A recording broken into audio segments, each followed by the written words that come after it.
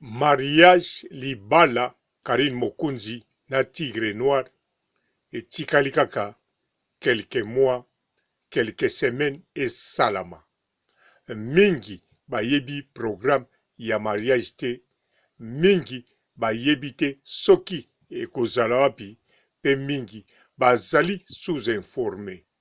Alors bolandanga pote boyeba eloko oyo bolingi boyeba to eloko oyo bozali kokanisa. Libala onde libala. Bon, libala onde boza kozela libala ya la baronne Karine Mokonzi, la baronne na Tigre Noir. Pafeli. Mbote ba papa, ba mama, bandeko. Mbote barando na barandonete.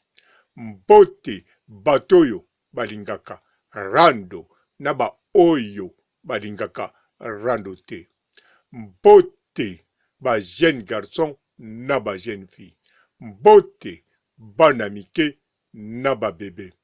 Mbote ba Sainte Anoirite, Sainte Thérèse, Sainte Ingrid Kabongo.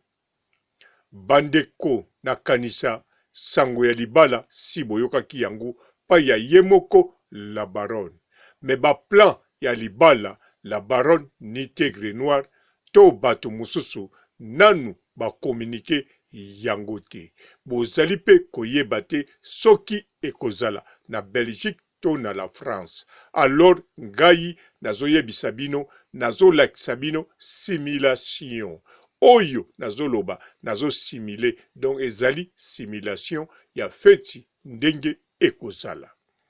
Alors foboyeba ki tokoti na septembre classe ezongi, donc mariage ekozala na automne to na hiver, mais j'espère ekozala na automne. Je crois ekozala na automne. Eza toujours simulation. Alors lokola pandémie oyo, maladie oyo eza kolobama, elingi koloba na kanisa bino moko boyoki ba contamination ndenge balobi.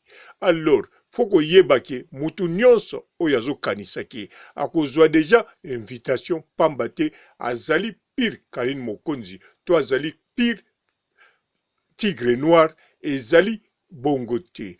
Invitation ekozala liboso ya ba famille. Pamba te foba invité au moins boyoka malamu feti ya la baronne icône mama YouTube ekozala ndenge bino bozo imaginer te. Bozo imaginer feti ya la baronne ekozala au moins na 300 personnes ou bien plus de 300 personnes. Nzoka mariage ya la baronne ekozala na moins de 100 personnes.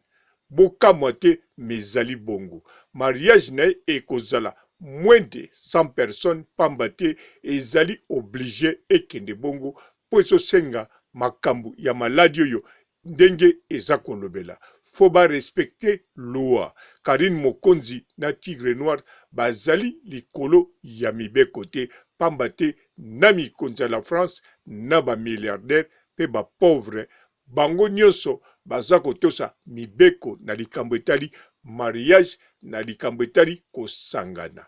Yango paya Karine Mokonzi tango akobala meme na sali oyo bato bakovanda bato fo bazala na bakiti na ndenge moko vertical je crois na kanisa ou bien na yebite soki bakochango na position nini, mais na position wana bakozala bango tu bakozala na distance ya 1 mètre. Pe na kati ya basali ba autoriser kozala masqué. Bien sûr tango akolia na tango akomela foko kitisa masque, mais tango ya kosolola na tango ya kobina ekosenga ba masque pe batu bakobina na distance. Soki mariage yango ekozala na quelques mois to na quelques semaines wana ezali simulation ya mariage. Ekozala te ndenge bozali ko imaginer la Chine to bongama, bana membre ba bongama, ba mama autorité ba bongama. Pe batu mususu balongwa na Afrique ndenge leke alobi aza kolongwa kuna aza koya poto na mariage ya Karine Mokonzi la baronne, mais distance ekozala. Mutu akobuka mibeko na kanisa na France amande eza komata, se komata pe babwaki deja ba petit mais costaud partout, baza wana na ba matraque pe na teni pe mikolo yo bazolia ebende kaka te, me bazopasula basaki na makofi. Yango wana faut respecter loi. Po Tigre Noir akodefendre mutu te, ya kodefendre oyo ya ye bolingo, oyo ya ye mariage, pe oyo ya ye Karine Mokonzi. Alors yango wana bandeko, bo sepela pona Karine Mokonzi akobala, mais bo sepela te po feti ekozala munene. Bien sûr mariage yango ekozala ya qualité, bien sûr mariage yango ekozala kitoko, bien sûr mariage yango ekozala spécial, mais ekozala ya qualité, mais bien sûr ekozala te ndenge bino bozo kanisa, ekozala qualité na quantité, non. Ekozala kaka mariage ya classe qualité, batu moko bakozala moins de 100 personnes. Donc edin koloba boye na salle batu bakozala 80 personnes, 50 personnes, pourquoi pas 25 personnes, pambate na période toyali eza possible, même ezali la baronne Karine Mokonzi fetine kokozala mariage batu bayekaka 25 à 30 personnes, pe kozala na qualité ekozala ya classe. Po ezosenga ba parrain bazala, ezosenga quelques membres ya famille, pe ezosenga quelques confidentiels, batu moko très important na vie ya Karine Mokonzi na ya vie ya Tigre Noir. Bien sûr batu mosusu pe ya famille bakozala te, bien sûr batu mosusu pe ya très important ya Karine Mokonzi na ya Tigre Noir bakozala te, mais bango bako comprendre pamba te bayebi valeur ya mariage, bayebi valeur ya cérémonie wana, pe bayebi valeur bakopesa na feti wana, pamba te ezali pe bongo. Na bino pe ba chinois na batu mosusu na kanisa, bino pe boko sepela, boko comprendre déjà tina nini oya bino la baronne mariage na ekokende bongo. Yango orien bozelaka ye alobaka, bokotaka ba magasin pote bosomba bilamba boya na feti wana.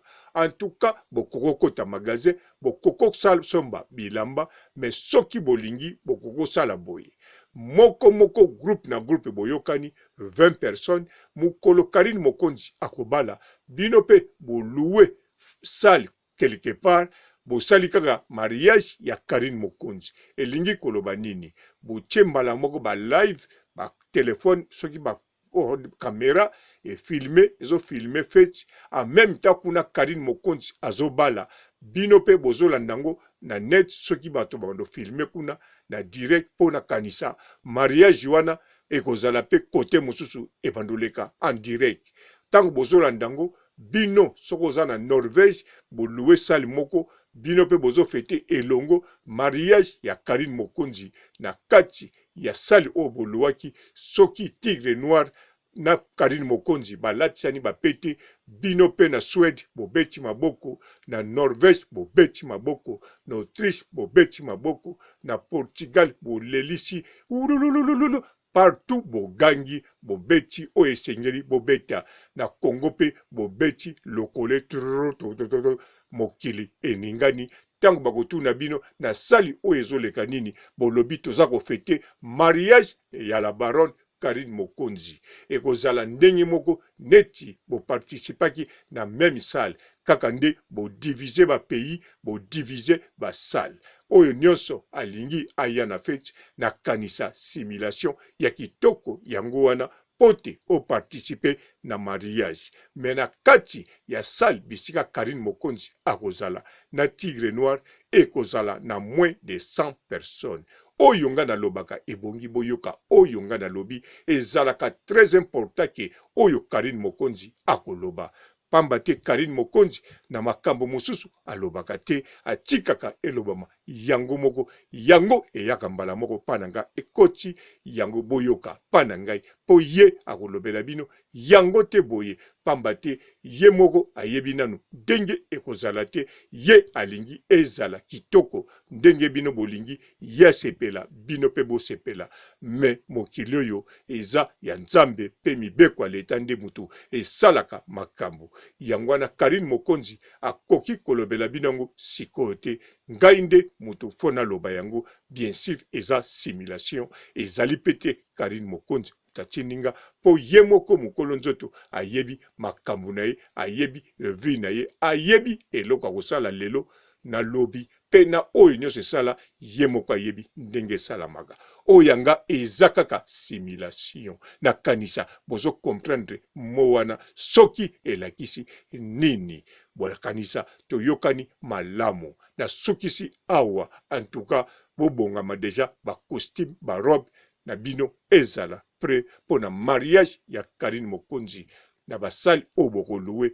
wane kosenga ata fête ya 50,000 personnes problème ezate kakande makasi na bakwe obino bokozala boko fêter mariage ya Karine Mokonzi la baronne mama YouTube icône oyo bozana ye sikoyo na sukisi awa la chanteuse na bino kalate azako bala ciao. Bonjour fidèles internautes de www.elengiakomba TV. Bonjour, bonsoir, balandi nyonso ya Elengi ya Komba. Congolaise TV.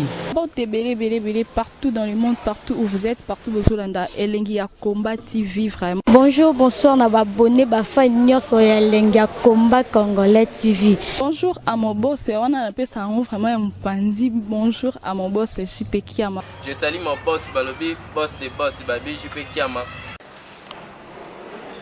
Bonjour, na Elengi ya Komba Congolais TV, vraiment. Maman la zana, chaîne de chaque kitoko, ya boss na JP Kiama, ta ay boss des boss ya ni a danger. Donc ba ça dans la zaki. Ya boss na biso JP Kiama. Nzambe na ngai. Ba boss bazali ba boss bazali. JP Kiama, le boss des boss. Napesi d'abord bonjour te ba mbote belé na mo boss JP Kiama wana na kozangisa ote donc na ko lekate sana napesa mo boss JP Kiama boss des boss. Bon, bélé, partout dans le monde, partout où vous êtes, partout où vous êtes, Elengi ya Komba TV, vraiment. Bonjour, bonsoir, na abonné, fan nyonso ya Elengi ya Komba Congolais TV. Bonjour à mon boss, on a appelé ça vraiment un pandi. Bonjour à mon boss, JP Kiama. Je salue mon boss Balobi, boss des boss Babi, JP Kiama.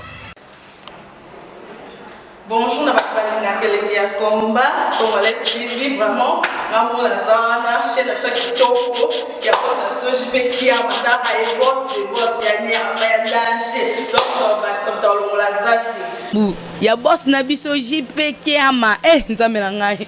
Ba boss bazali ba boss bazali.